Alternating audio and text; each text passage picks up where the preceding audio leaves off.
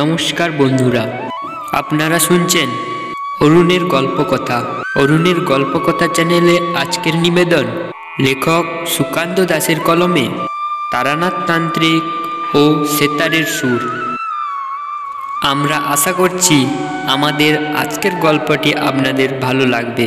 আমাদের আজকের গল্প আপনাদের কেমন লাগছে কমেন্ট বক্সে কিন্তু কমেন্ট করতে একেবারে ভুলবেন না।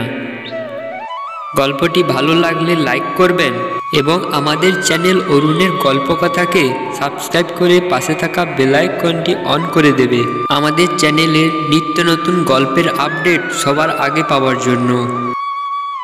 তাহলে চলুন আর বেশি দেরি না করে শুরু করছি আজকে আমাদের বিশেষ নিবেদন লেখক সুকান্ত দাসের কলমে তারানাথ তান্ত্রিক ও সেতারের সুর।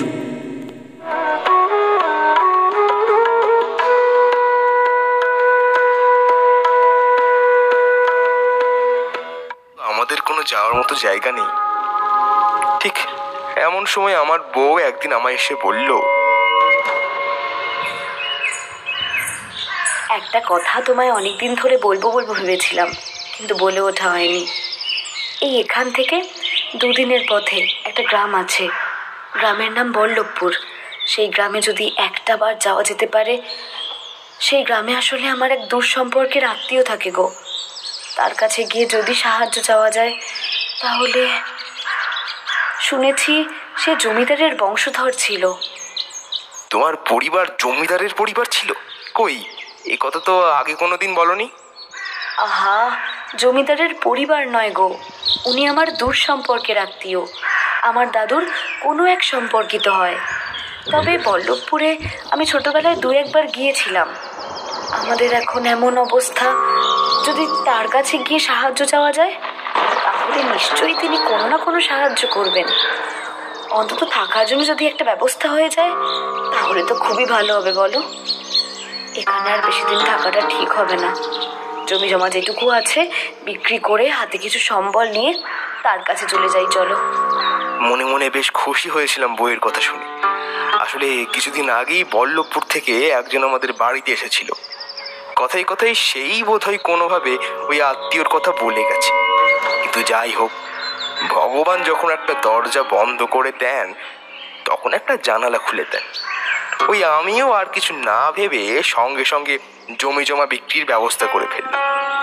সমস্ত কিছু ব্যবস্থা করে ফেলে পয়সা কড়ি হাতে সম্বল করে সেখান থেকে বেরিয়ে পড়লাম বল্লভপুরের উদ্দেশ্যে। আমি, সঙ্গে আমার বউ চম্পা, আমার ছেলে মাধব আর আমার ভাইয়ের মেয়ে রাধা।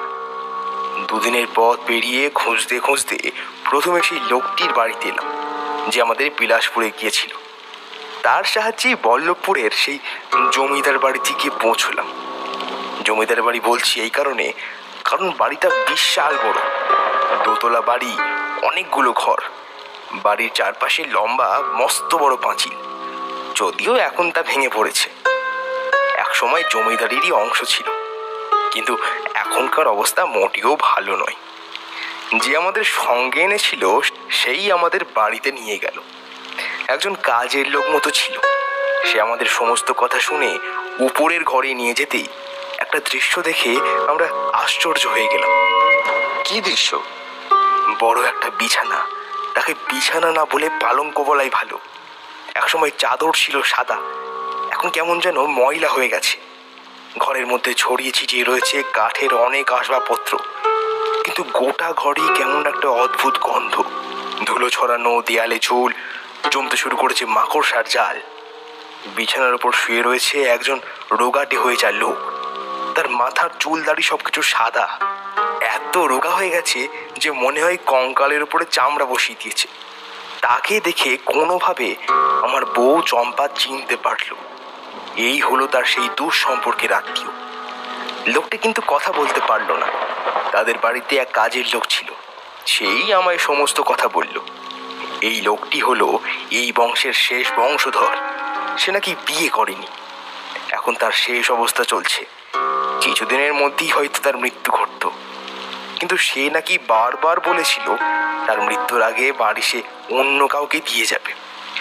সে খুব শিগগিরই তার কাছে আসবে। পরদিন সকালে সে মারা পড়ল। পরে চম্পা বলেছিল, দেখলে, আমি তোমায় এমনি এমনি কথাগুলো বলিনি গো। আমার মনটা কেমন টান ছিল, বারবার এই বাড়িটার কথাই মনে পড়ছিল। দেখলে তো, আমার মনে হয় আমাদের জন্যই উনি অপেক্ষা করছিলেন। সমস্ত কিছু আমার মাথায় ভালোভাবে ঢোকেনি, কিন্তু এইটুকু বুঝতে পারলাম যে ওনার মৃত্যুর পর এই গোটা বাড়িটার দখল পেলাম আমরা।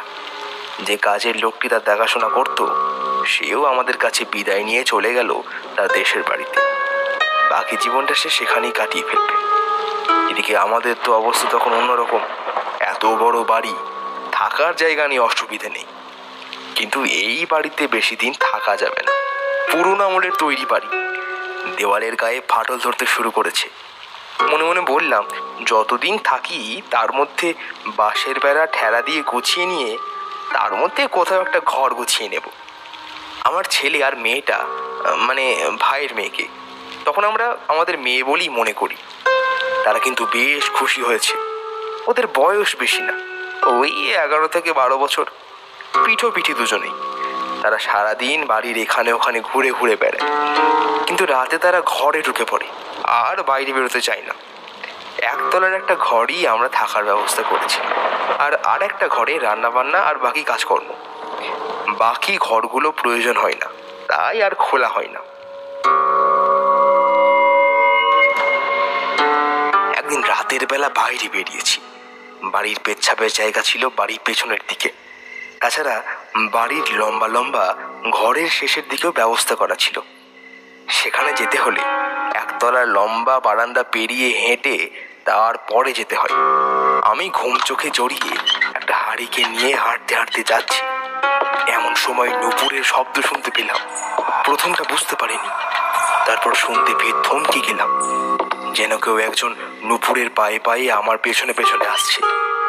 কিন্তু পেছনে তাকাতেই কাউকে দেখতে পেলাম না। গাটা কেমন যেন শিরশির করে উঠল। মনে করলাম, পুরনো বাড়ি, এতদিন এমন অবস্থায় হয়ে আছে, তাই মন কেমন করছে। তাড়াতাড়ি নিজের কাজ সেরে ঘরে ঢুকে পড়লাম। সেদিন কিছু হলো না। আবার এমনই একদিন বাইরে বেরিয়েছি। হঠাৎ মনে হলো দূরে কেউ গান করছে। একটা গানের সুর আমার কানে ভেসে এলো। মেয়েলি গলায় গান করছে কেউ। মনে হলো গ্রামের দিকে কেউ করছে হয়তো, তারই শব্দ ভেসে আসছে।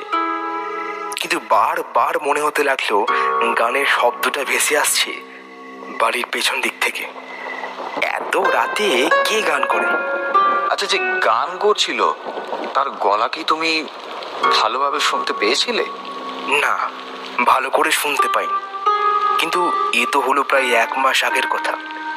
তারপরেই সবকিছু একটু বদল হয়ে গেল। আসলে আমি এখানে আসার পরে ওই যে লোকটি আমাদের এখানে নিয়ে এসেছিল, তার সাহায্যে একটা কাজের জোগাড় করে ফেললাম। এই গ্রাম থেকে গরুর গাড়িতে করে নানা জিনিসপত্র ওই গ্রামের হাটে চলে যায়। সেই কাজই সে করে। তার সঙ্গে আমাকে এখানে ওখানে গরুর গাড়িতে করে ঘুরতে হয়। এখান থেকে জিনিস ওখানে পৌঁছাতে হয়, হাটে পর্যন্ত যেতে হয়। টাকা পয়সা যা পাওয়া যায় তা নেহাত খারাপ নয়। সাধু বাবা, একটা কথা বলতে ভুলে গেছি। আমার বউ চম্পা, তার বাপের বাড়ি কিন্তু বল্লভপুরের পাশের গ্রামে। এবার ওই কাজের জন্য আমায় মাঝে মাঝে রাতে বাড়ির বাইরেও থাকতে হয়। তখন আমার বউ চম্পা, মাধব আর রাধা একাই থাকতো। আমি ফিরতাম প্রায় 2-3 দিন পর। সেবার প্রায় 1 সপ্তাহ পরে বাড়ি ফিরে দেখি চম্পার মুখটা কেমন কালো হয়ে রয়েছে। ছেলে মেয়েদের আড়াল করে সে আমায় একপাশে ডেকে বলল, শোনো না, আমার মনে হয় বাড়িটা ভালো না। আমার এই আত্মীয় মারা যাওয়ার পরেই সঙ্গে সঙ্গে চাকরটা কেমন পালিয়ে গেল। একটা রাতও থাকতে চাইল না। আমার ভালো লাগছে না গো। আমার মনে হচ্ছে বাড়িটা ভালো না। কেন, কি হয়েছে? একটা মেয়ে মাঝে মাঝে বাড়ির চারপাশে ঘুরে বেড়ায়, অদ্ভুতভাবে গান করে, আর বারবার বাড়ির দেওয়াল বেয়ে উপরে উঠে আসার চেষ্টা করে। কি বলছো? বাড়ির দেওয়াল বেয়ে একটা মেয়ে ওপরে উঠতে যাবে কেন? তাহলে আর বলছি কি তোমায় মিথ্যে কথা বলবো নাকি আমি? তার সঙ্গে কি নুপুরের শব্দ শুনতে পেয়েছিলে? এই তো 3 দিন আগে, সেদিন ছিল শনিবারের রাত। মাধব আর রাধা দুজনেই ঘুমিয়ে পড়েছে। আমি একটু বাইরে বেরিয়েছিলাম। ঘরের ভেতর ঢুকতে যাব, দরজার কাছাকাছি এসেছি। এমন সময় মনে হলো বারান্দার সামনের দিকে কিছু যেন শব্দ হলো। বারান্দাটা কেমন তা তো জানোই, সামনেটা পুরো ফাঁকা, বড় বড় থাম মাঝে মাঝে, তারপর দরজাগুলো। দরজা থেকে বারান্দার দিকে এগিয়ে গেলাম। ফাঁকা জায়গা থেকে সামনে মুখ বাড়িয়ে থামটাকে দু হাতে ধরে এদিক ওদিক তাকিয়ে দেখলাম, না, কোথাও কিচ্ছু নেই। চাঁদের আলো ছিল আকাশে। হঠাৎ গায়ের ওপর কি যেন একটা এসে পড়লো, গালের কাছটায় ভেজা মতো। আমি ভাবলাম বৃষ্টি নামলো নাকি। গালের কাছে হাত দিয়ে হাতটা মুখের সামনে আনতেই চমকে উঠলাম। রক্ত, লাল রক্তের ফোঁটা এসে পড়েছে। আবার এক ফোঁটা পড়লো। সেই সময় তো আমি গুটিয়ে গেছি রীতিমতো। কেমন একটা অদ্ভুত সোদা রক্তের গন্ধ চারপাশে ছড়িয়ে গেছে। ভয় পেয়ে চিৎকার করতে যাচ্ছিলাম, কিন্তু মাধব আর রাধা ভয় পেয়ে জেগে যাবে তাই আর চিৎকার করিনি। কিন্তু সঙ্গে সঙ্গে মুখটা উপরের দিকে তুলতে যা দেখলাম তাতে চিৎকার করাই বোধহয় ভালো ছিল।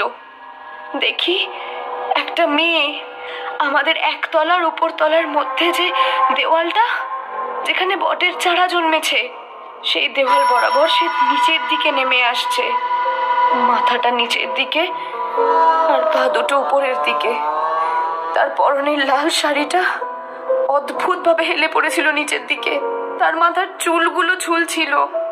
সেই চুলে তার মুখটা ঢাকা থাকলেও স্পষ্ট দেখতে পাচ্ছিলাম তার মুখে ধরা রয়েছে একটা কালো বেড়াল।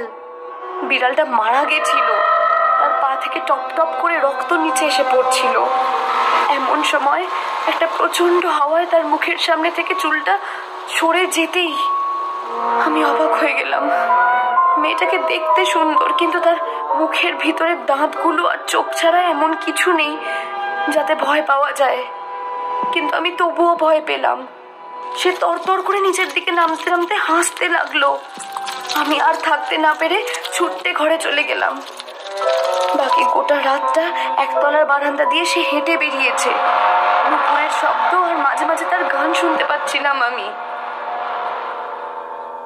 এতক্ষণ পর্যন্ত একটানা কথা বলে চুপ করলো হরদয়াল।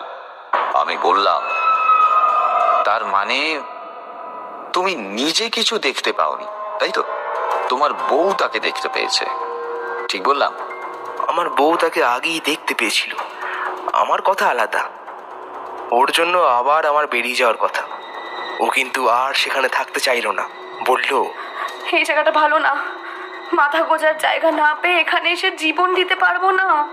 ছেলে মেয়ে দুটো ছোট ছোট, ওদের যদি কিছু হয়ে যায়। না না, তুমি অন্য কোনো ব্যবস্থা করো, আমি বাপের বাড়ি চলে যাচ্ছি।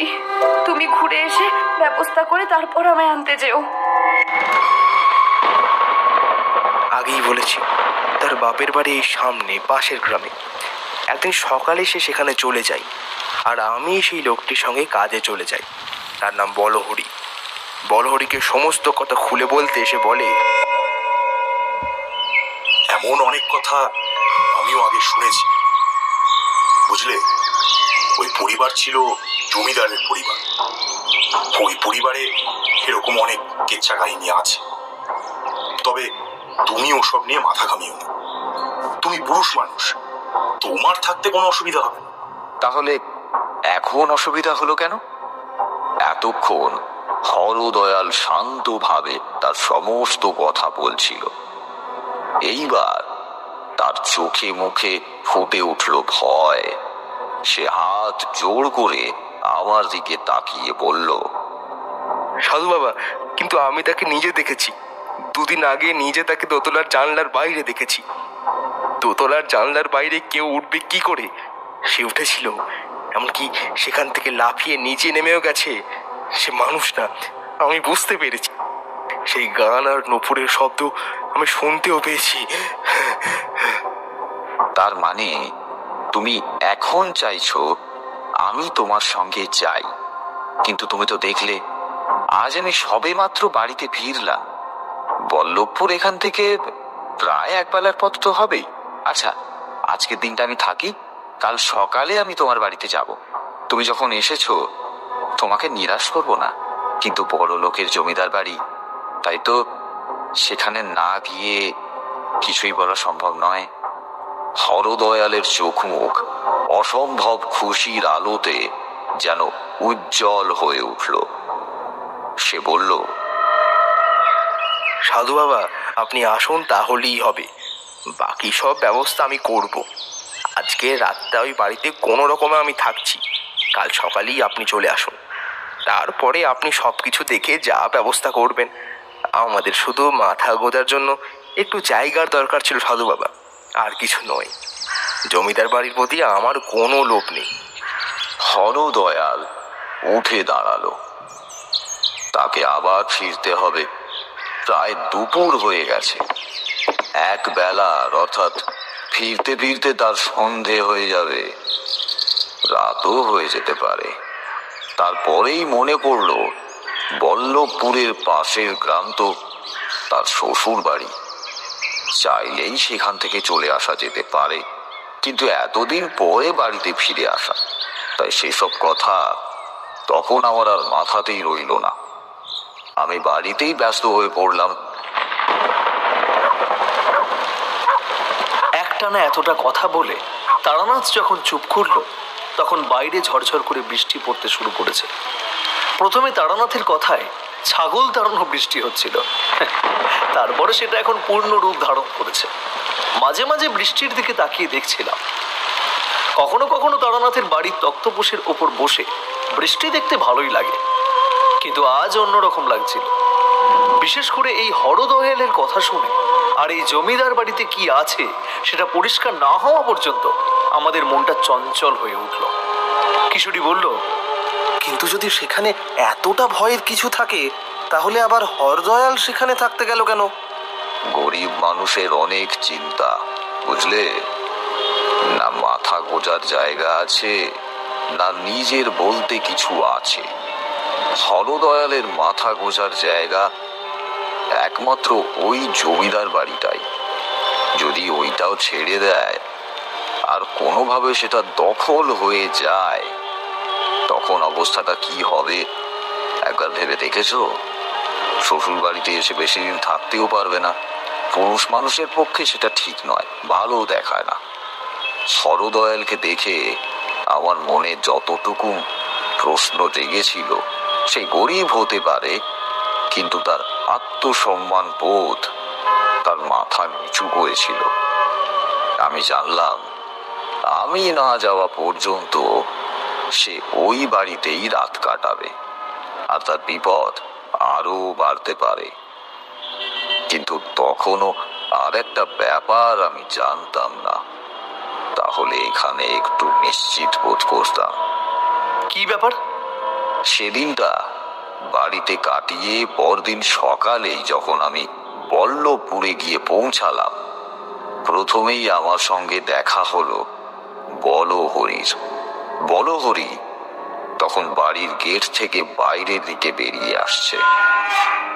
লোহার গেট ছিল এক সময় খুব বড়, এখন এক পাশটা ভেঙে পড়েছে। এক পাশের গেটের কাছে ছোট্ট একটা জায়গাটা থেকে বাইরে ভেতরে যাতায়াত করা যায়। উঁচু পাঁচিল, এক সময় দুই মানুষ সমান উঁচু ছিল, তবে কিছু কিছু জায়গা এমন হয়ে আছে যে কোনো বাচ্চা ছেলেও টুক করে লাফিয়ে ভেতরে ঢুকে পড়তে পারবে। এক সময়ের এই জমিদার বাড়ি এখন কেমন শ্রীহীন, হতভাগ্য হয়ে পড়েছে। আমায় দেখে বলহরি বলল, নমস্কার সাধু বাবা, আপনি এসেছেন, ভালো করেছেন। কাল রাতে যা হয়েছে, আমি কত করে বললাম, কিন্তু আমার কথা কিছুতেই শুনলো না। কতবার হরদয়ালকে বোঝালাম রাতটা তুমি আমার সাথে আমার বাড়িতে কাটিয়ে দাও, কিন্তু কিছুতেই থাকলো না। ও কাল রাতে ভীষণ ভয় পেয়েছে সাধু বাবা। তাই নাকি? কোথায় ঘর? বলহরি আমায় নিয়ে গেল জমিদার বাড়ির ভেতরে। দেখি এক কোণার একটা ঘরের বিছানায় চুপ করে শুয়ে আছে। আমি ঘরে ঢুকতেই পেছনে তাকিয়ে আমায় দেখি যেন চমকে উঠল হরদয়াল। তাড়াতাড়ি তাড়াতাড়ি উঠে আমার দিকে এগিয়ে এসে সে বলল, আমি দেখেছি, আমি কাল রাতেও দেখেছি, কাল রাতে ওকে দেখেছি আমি সাধু বাবা। কিন্তু সে এক অদ্ভুত দৃশ্য, অমন দৃশ্য আমি আমি কল্পনা করতে পারিনি। হরদয়ালের চোখের পাতা কাঁপছিল। সে যে খানিকটা অপ্রকৃতস্থ বোধ করছে বেশ বুঝতে পারলাম। প্রচন্ড ভয় পেলে এমনটা হয় মানুষের। হরদয়ালের মতো একজন, যাকে একদিন দেখেই আমি বুঝতে পেরেছিলাম সে শক্ত মনের মানুষ, তার আজ এমন অবস্থা। অর্থাৎ গভীর কিছু হয়েছে নিশ্চয়। বলো হরি বিছানার এক পাশে বসে পড়েছিল, বলল, বুঝলেন সাধু বাবা, আমারই আগে বারণ করা উচিত ছিল, কিন্তু তখন অবস্থা এমন ছিল যে আমি ভেবেছিলাম পরে হয়তো সব ঠিক হয়ে যাবে। কিন্তু ওই বুড়ো মারা যাওয়ার পর যে এমন কিছু ঘটবে সেটা তো আমারও কল্পনার বাইরে ছিল। আমিও ভাবতে পারিনি, বুঝলেন সাধু বাবা, কাল রাতে ভুল করে ওকে আমি ঘরে ঢোকার অনুমতি দিয়েছিলাম, আর তারপরেও ঘরে চলে গেল। দেখি আমার ঘরের এক পাশটা কখন যেন বদলে গেছে। লাল মখমলের কাপড় রয়েছে সেইখানে, তার চারপাশে নানা রঙের কাপড় ঝকঝক করছে। তার মাঝে বসে আছে একটা মেয়ে, লাল রঙের কাপড় পরা, মুখটা ঘোমটাই ঢাকা অনেকটা। তার হাতে একটা লম্বা কি যেন অনেকটা সেতারের মতো বাজিয়ে চলেছে, আর বাজাতে বাজাতে গান করছে। সাধু বাবা, সেই গানটা আমি এর আগেও শুনেছিলাম। রাত নিঝুম, ঘর ভাসে জোছনায়, রাত পড়ি ঘুম নামাই, কে রাত জাগাই, ওই দূরে কে ডাকে। কথাটা শুনে হরদয়াল নিজেই সেই গানটা শোনাতে লাগলো। আমি বললাম, তারপর তারপর কি হলো? হরদয়াল আগের মতোই অপ্রকৃতস্থ চোখে আমার দিকে তাকালো, তারপর বলল, আমি সেই গান আর শব্দ শুনতে শুনতে কখন যেন বিভোর হয়ে গেছি। হঠাৎ চোখ পড়ল তার হাতটা কোনো মানুষের হাত নয়, একটা কঙ্কালের হাত। সেই দু হাতে সে সেতার বাজিয়ে চলেছে। তখনই চোখ গেল তার মুখের দিকে। মাথার লাল আঁচলের কাপড়টা কখন যেন সরে গেছে, তার বদলে একটা নরকঙ্কাল বসে রয়েছে। সেই নরকঙ্কালের চোখের ভেতর থেকে লালচে আগুন যেন বাইরে বেরিয়ে আসছে।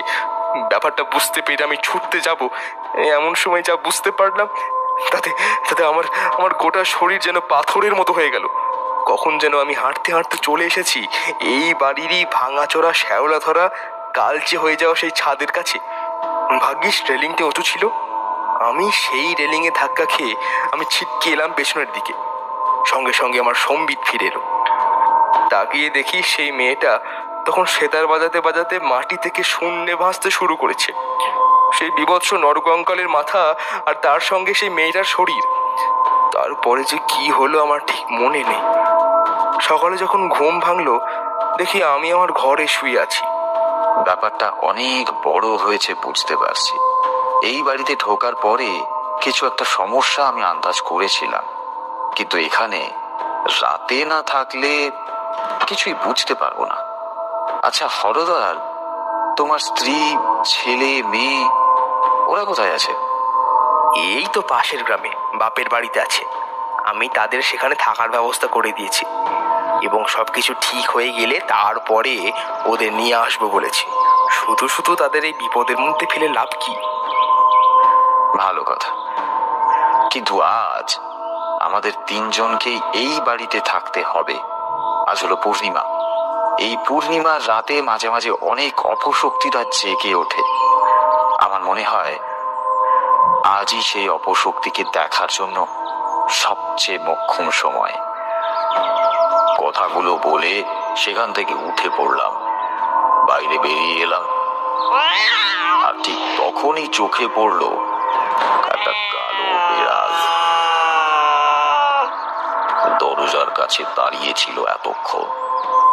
আমায় বেরোতে দেখেই হঠাৎ করে খানিকটা পিছিয়ে গিয়ে লাফিয়ে নামলো বাড়ির উঠোনে। বাড়ির উঠোন অপরিষ্কার, অপরিচ্ছন্ন। এখানে সেখানে জন্মে উঠেছে বড় বড় ঘাস, আর ফাঁকে মাঝে মাঝে মাটি দেখা যায়। মাটিতে পড়ে সে মুখ তুলে আমার দিকে তাকালো। লম্বা একটা দীর্ঘশ্বাস ফেলেই সে তার সাদাটে চোখে আমায় দেখতে লাগলো অনেকক্ষণ।